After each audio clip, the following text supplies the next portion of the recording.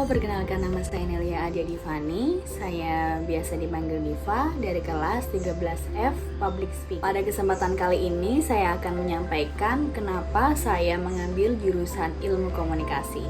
Saya mengambil jurusan Ilmu Komunikasi, konsentrasi Public Relation atau hubungan masyarakat karena menurut saya ilmu komunikasi adalah ilmu yang penting dalam segala aspek kehidupan. Mempelajari ilmu komunikasi membuat kita jadi mengerti bagaimana cara berkomunikasi dengan baik dan benar, baik itu menerima pesan, menyampaikan pesan, dan lain sebagainya. Ilmu komunikasi itu adalah ilmu yang memiliki banyak akar-akar. Maksudnya dalam hal ilmu komunikasi ini memiliki beberapa konsentrasi, yaitu ada jurnalistik, ada ilmu broadcasting, dan ilmu public relation atau hubungan masyarakat. Salah satunya adalah konsentrasi hubungan masyarakat yang saya ambil pada saat ini. Di jurusan ilmu komunikasi ini, saya dapat belajar menulis, berbicara, dan mendengar dengan baik.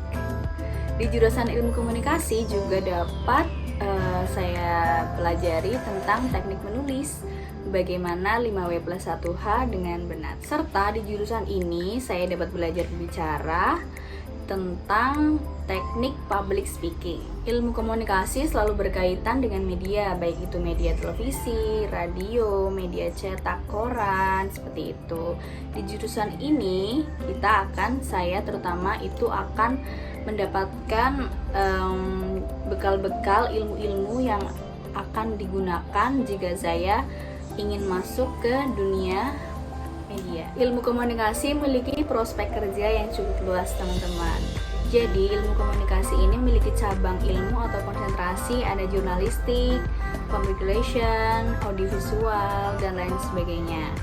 Nah, jurusan atau pekerjaan tersebut itu sangat dibutuhkan di era milenial ini oleh beberapa perusahaan dan instansi. Nah, berdasarkan konsentrasi yang saya ambil, prospek kerja public relation ini sangat luas, teman-teman, karena beberapa instansi atau lembaga atau perusahaan itu memang membutuhkan public relation. Nah, sebenarnya apa sih peran dari public relation atau hubungan masyarakat ini dalam sebuah instansi atau perusahaan?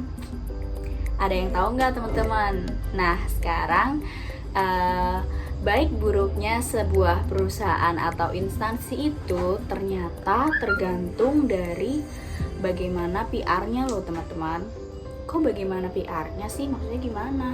Maksudnya itu setiap yang dilakukan oleh public relation atau PR atau humas di suatu perusahaan atau instansi itu memang akan menjadi sorotan di mata masyarakat. Baik buruknya image sebuah perusahaan ini tergantung peran PR-nya, teman-teman.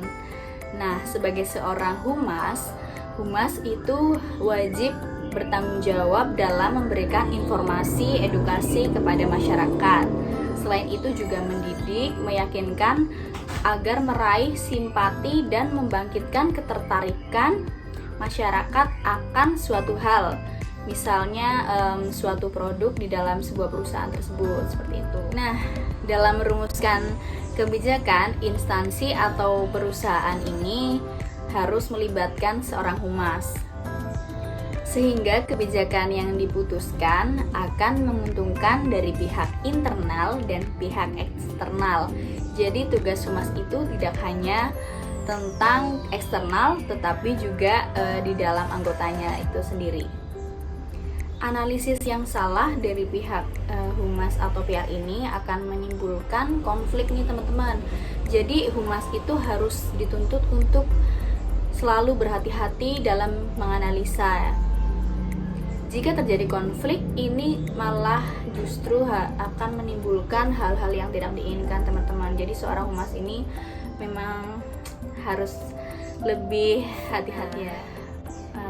Intinya, seorang humas ini memang menjadi ujung tombak dari sebuah perusahaan atau instansi agar perusahaan itu dipandang baik atau dipandang citranya itu baik di mata masyarakat. Oke, sekian dari saya. Seperti itu dulu ya, teman-teman. Sampai jumpa kembali. Terima kasih.